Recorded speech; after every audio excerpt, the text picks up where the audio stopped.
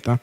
Mas antes de falar sobre isso, assim, logo que eu me formei lá na Força Aérea, né, eu fui para Manaus montar o CIVAN, né, aquele sistema de radares lá, e quando eu cheguei lá, a gente foi receber os equipamentos computacionais, eu fazia parte da comissão que recebia, e aí a gente recebeu as primeiras estações, né, aí eu vi lá que eram as UltraSpark 3, né, e aí aquilo me chamou a atenção porque já estava na 5, né, e a gente estava acabando de montar o sistema, e o sistema ia ser novo, ainda ia ser inaugurado, a gente estava comprando um equipamento que estava com 2 anos de defasagem. Daí eu fui conversar com um major engenheiro amigo meu, ele falou, não, tu tá entrando na administração pública agora, espera que você vai entender. Né? Isso foi mais ou menos em 2002. Em 2012, né, 10 anos depois, eu fui colocado como gestor, né, da parte de contratos de TI na CGU. Então, eu, basicamente, só corrigindo, eu sou auditor de carreira, mas eu sempre pratiquei a gestão. Normalmente eu participo das auditorias só como consultor na parte de TI, mas eu sou gestor, né, eu trabalho na área meio da CGU, só para ficar claro.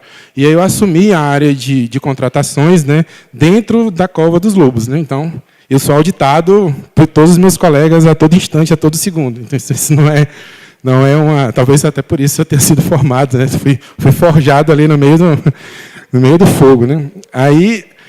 quando eu cheguei lá, eu falei, vou projetizar tudo. Né? Vi aquele negócio lá, aquele negócio meio mal formado, aí a gente saiu projetizando, e aí eu tentei fazer essa parte, né, de projetizar e tornar resultado. E aí foi o choque, tá? Porque comecei a ver umas coisas meio esquizofrênicas, né, assim, do processo de contratação. Né? Primeiro, quando a gente ia contratar um curso, né, só para vocês terem ideia do que a gente está falando, eu ia contratar o curso, aí eu precisava pegar todos os dados de quem ia cursar, né? Daí a gente preenchia um formulário enorme, né, com meu nome, CPF, título de eleitor, certificado de reservista, não sei o quê. Aí um dia eu parei, fui olhar, por que você está me pedindo isso tudo? Né? Você é do RH, se eu quero só fazer um curso.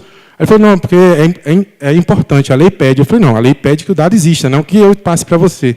Aí o que tu faz com esse dado? Não, eu pego esse dado, né, vejo o que você escreveu, e aí comparo. Aí tu compara com o quê? Não, com o dado que eu já tenho. Tá, mas e se eu errar? Não, aí se eu comparar o dado que você mandou para mim com o dado que eu já tenho, aí eu vejo que você errou e eu devolvo para você preencher de novo, para ficar igual ao dado que eu já tenho. Então, o que eu estou tentando demonstrar com esse tipo eu vou falar por várias fases, né, que eu passei na parte de TI, contratações, é que, primeiro, a gente é que inventou. Tá? Isso é fato. Assim, a gente começa a construir um monte de monstros que não estão na lei, tão pouco o TCU pediu, tão pouco a CGU pediu. E o pior, outro caso, né, a gente estava fazendo, na época, ainda não tinha saído nem N3, né, de preços, e era normal, a gente cotava, aí chegava no setor de licitações, eu não estou querendo... eu vou falar de vários setores, né, então... chegávamos, aí disse, não, fica aqui, vai ficar parado aqui, porque a gente tem outros processos para tocar. Daí, aí as contratações têm mais ou menos 60 dias no máximo, né? E aí passava 60 dias, aí quando finalmente eles iam olhar, aí falava assim, não, está vencida, devolve. Aí, não, mas tu quer que eu faça o que com isso? Não, aí você cota de novo. Aí eu, tá, mas se eu cotar agora? Não, mas aí volta para o começo? Não, aí tu vai cotar de novo, se tu perdeu a vaga, tu volta ao final da fila. Não, vai demorar quanto tempo isso? Mais 60 dias. Eu falei, cara, mas se eu cotar agora, já vai ser expirado. Né? Então, por que você está fazendo isso? Porque a lei pede. Não, a lei não pede isso. A lei não pede que você tem que sofrer. Aí eu peguei, né, os gestores da área, fui no TCU, falei, o TCU pede. Eu falei, então, tá bom. Conhecia muita gente do TCU, chamei o pessoal da área meio TCU, a gente foi lá. E aí eu falei, é porque o TCU pede, a gente chegou no TCU e foi conversar com os auditores, colegas nossos, né? A gente é tipo o irmão mais velho e irmão mais novo, né? A gente se cotovela, mas a gente se ama. Né? Aí, quando a gente estava conversando na mesa, aí eu expliquei a esquizofrenia das cotações. Aí eles falaram, vem cá, vocês pedem esse número de recotações? Eu falei, não, a gente não pede isso, não. O preço é apenas referencial. O máximo que você pode fazer na véspera da licitação, fazer uma recotação ali simples para ver se o preço não alterou, por causa de cotação do dólar, etc. e tal. E eu perguntei umas 3 ou 4 ou 5 vezes, até o ponto do meu colega do TCU estressar. Cara, tu não está ouvindo o que eu estou falando, não? Eu falei, não, eu estou até ouvindo, né, mas meu chefe, eu quero que ele escute o que você está falando, né? Então, para garantir, eu já perguntei 5 vezes. E ao sair, né, do TCU, aí eu falei, viu? Né, como a gente não precisa recotar. Aí ele falou assim, não, mas por via das dúvidas a gente vai continuar recotando. Então, mais uma demonstração, né, de como a coisa está colocando. E o que eu tenho preocupação, que aí vai a primeira preocupação para a rede, é que eu não vou falar da lei, né, porque envolve o Congresso. A gente não está... Outro problema que a gente tinha, eu comecei a calcular com o cara de projetos o tempo que a licitação está demorando. E aí vem a história do que eu aprendi. Uma família de equipamentos de TI ela é renovada a cada 6 meses. E pelo cálculo que a gente fizer da nossa N4, pelo aquele modelo lindo e maravilhoso, a gente demora 1 ano para comprar. Então, a regra da administração pública é comprar o passado. A regra da administração pública é comprar... Se vocês forem comprar um objeto hoje, no dia que a licitação sair, que vocês forem receber equipamento, vocês vão receber equipamento com 2 gerações de antecipação. E eu coloquei isso para as áreas, elas falaram assim, mas a licitação foi perfeita. Para quem, né? Não foi para o usuário final, com certeza. Né? E aí me remota a apresentação do professor, né, que a gente não pergunta ao usuário final. O usuário final receber, né, um equipamento com 2 gerações de defasagem é uma licitação perfeita? Não é, ela está longe, né, de ser perfeita. Tá? E isso daí foi na época, né, eu passei 3 anos nessa esquizofrenia, né, quase tive que tomar remédio controlado, né, para poder entender aquilo ali, aquele caos. Né. A gente conseguiu evoluir, né, tanto que a gente, por causa das partes de contratações e parametrizações e colocar a metodologia PMBOK, a gente conseguiu atingir, né, cerca de 95% das contratações no quadrante mágico do Gartner. Então, a gente, dentro do que a gente tinha, né, colocando algumas alianças, a gente começou a chegar aí. Mas o meu medo, né, que eu tenho da N4 é que a gente está criando a N4 linda, maravilhosa, mas que demora 1 ano para contratar alguma coisa que é de TI. E, segundo, né, o que a gente pesquisa, 3 meses para contratar algo de TI é comprar passado. Então, a gente já perdeu o objeto há muito tempo e está discutindo um IN que está ficando do tamanho. Então, a minha proposta, já de cara, para também só não reclamar, é, cara, quer colocar um controle a mais, tira 3. Né? 1 in, 3 out. Quer colocar mais um, quer arranjar... Eu não estou dizendo que os controles, eles não são... Imagina, eu, auditor da CGU, dizer que está gravando, inclusive, né?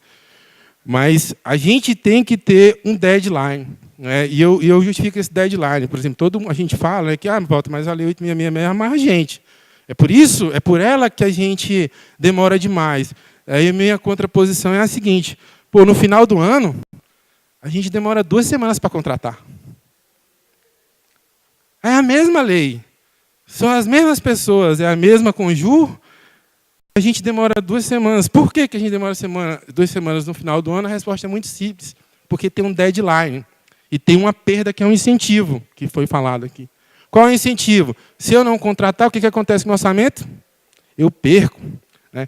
Então, que tal a gente distribuir esses deadlines ao longo do ano e essa mágica acontecer durante o ano inteiro do que só esse deadline no final do ano? O incentivo vai acontecer só no final do ano, enquanto que durante o ano eu demoro 7 meses para contratar algo que no final do ano eu contrato por 2 semanas. Veja, a lei é a mesma. Não mudou nada no final do ano, é tudo igual. O que mudou foi o incentivo. Então, se vocês notarem, a parte de planejamento, que a gente, com o PAC agora, talvez resolva isso, né, a gente consiga finalmente esse incentivo no começo do ano, não esperar até o final. A próxima etapa, né, da minha parte de contratação foi eu hoje, né, eu controlo um fundo, né, internacional, lá da CGU, eu estava até hoje de manhã prestando conta, do BID, né, é o Fundo de Combate à Corrupção, que foi feito para modernizar a CGU. Então, eu sou coordenador geral do programa, e aí a gente estava hoje de manhã, junto com o coordenador de despesa, prestando conta. E aí foi o meu segundo choque. Né? Eu tive contato. Né? Eles chamam, né? Não sei se isso é pertinente, mas eles chamam o nosso modelo de francês e o que eles usam o modelo anglo-saxão. Eu nunca pesquisei, não sei se eu estou cometendo alguma impropriedade, mas eles falam. Todo o trabalho dele é justamente baseado na parte de projetos, que é o controle ex post. Eles não ficam se matando no controle ex ante, ele deixa o gestor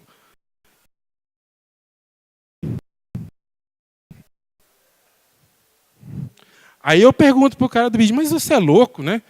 Você vai dar $100 mil para o gestor? Ele fala, não, a gente confia em vocês. Aí eu fico pensando, cara, tem um estrangeiro dizendo que confia em mim, mas eu não confio em mim mesmo. Eu só faço pedir para ele, ó, cara, baixa esse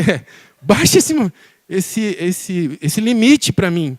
Né? E se a gente for ver o trabalho que a CGU fez, né, pediu para que essa mudança que teve agora, né, do dobro, na realidade o pedido foi muito mais agressivo. Né? O pedido foi de 92 mil, usando o ticket médio da administração pública salarial. A gente chegou à conclusão que até 92 mil, qualquer licitação ela é deficitária.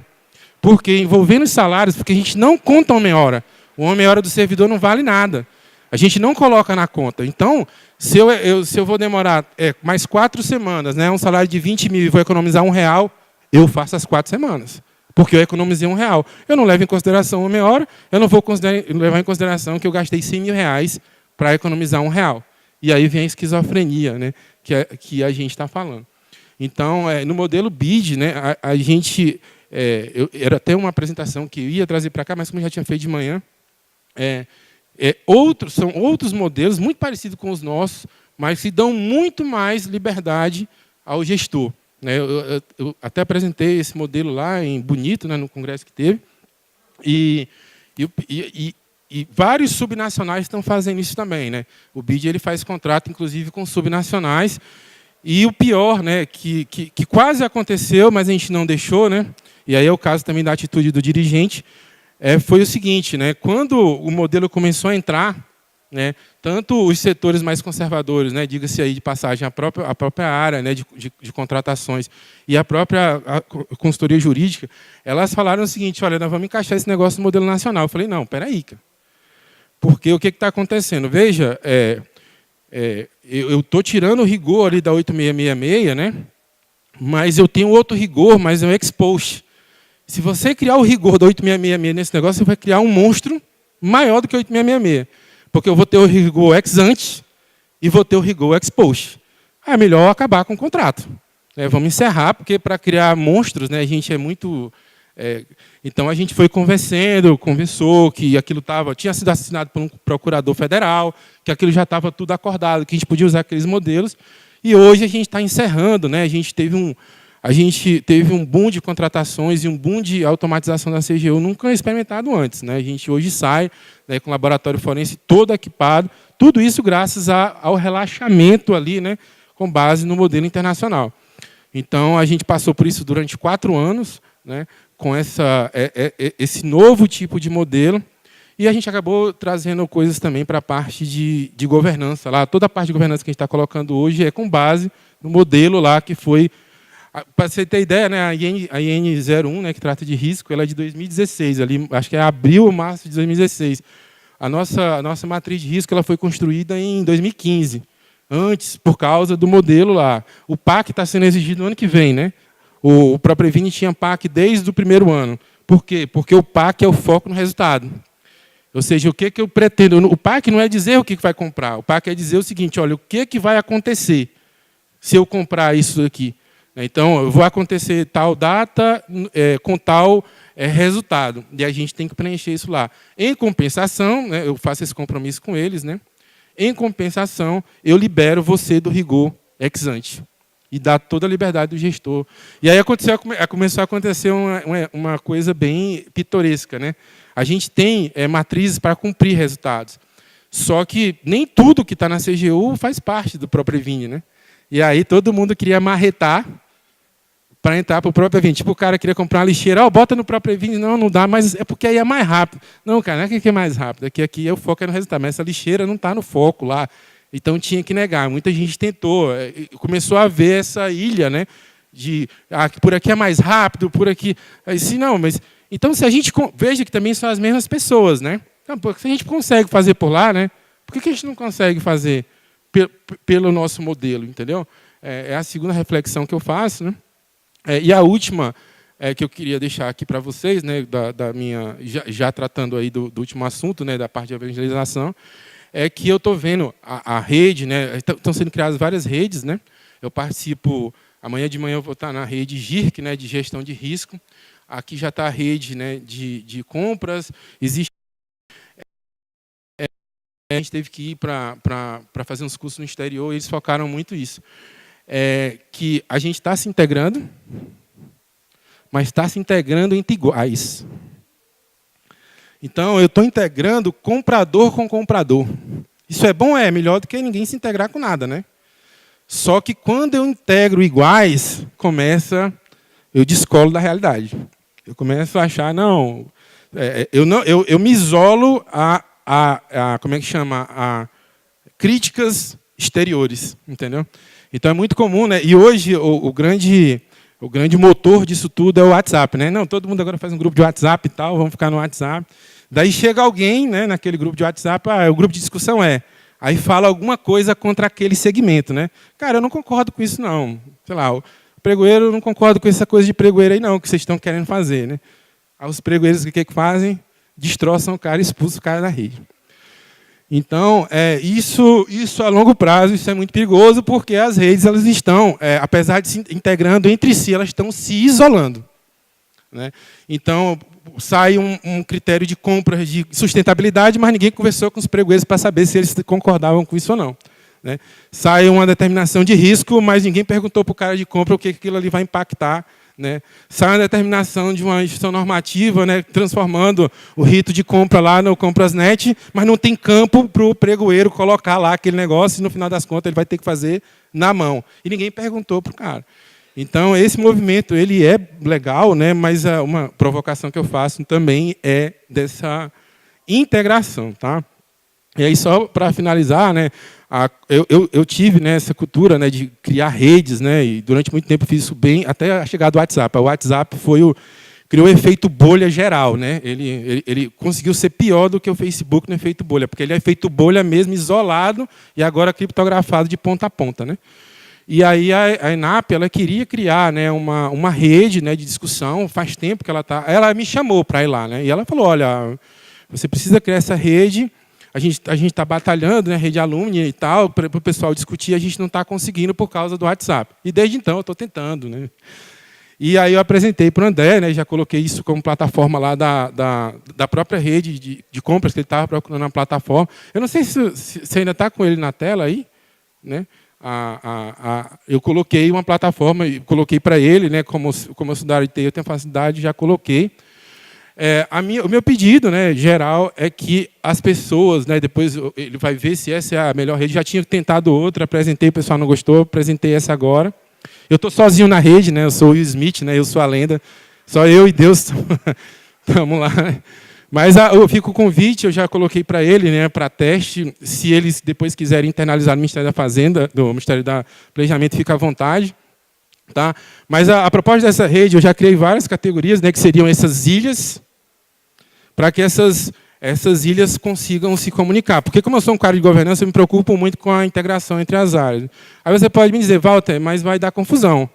Eu não vou mais poder esculhambar o cara da Conju. Né? Eu falei, cara, mas é isso mesmo, né? Porque senão, todo mundo, a gente bota a culpa no outro. Né? O cara bota a culpa no pregoeiro, que bota a culpa no cara da TI, que todo mundo bota a culpa no cara do RH.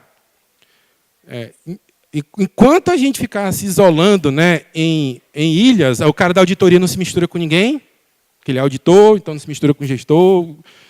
Então, enquanto a gente estiver em ilhas, a gente ainda vai ter esse tipo de problema. Óbvio, mais uma vez, é muito importante a gente criar redes. Né? Mas se essas redes, né, elas se isolarem entre si, a gente vai continuar vendo esse tipo de norma que todo dia, né, está sendo expelida, está saindo um novo monstro aí, né? Está todo mundo esperando a nova lei de licitações, mas está todo mundo com medo do monstro que já se tornou. Por quê? Por causa de insulamento. Né? Insulamento, todo mundo é dono da verdade e procura a sua ilha, e existe o efeito de reforço. Né? Eu falo uma coisa, meio igual vai dizer o quê? Não, você está certo, você está lindo, você está maravilhoso, você é o cara mais importante, você é o cara estratégico, e ninguém lhe critica. Tá? Então, assim, fica a proposta, tá? E aí, eu não trouxe meu e-mail, né? Mas meu e-mail é walter.cunha@cgu.gov.br, e aí eu fico à disposição dos senhores para qualquer tipo de pergunta. Tá bom? Obrigado.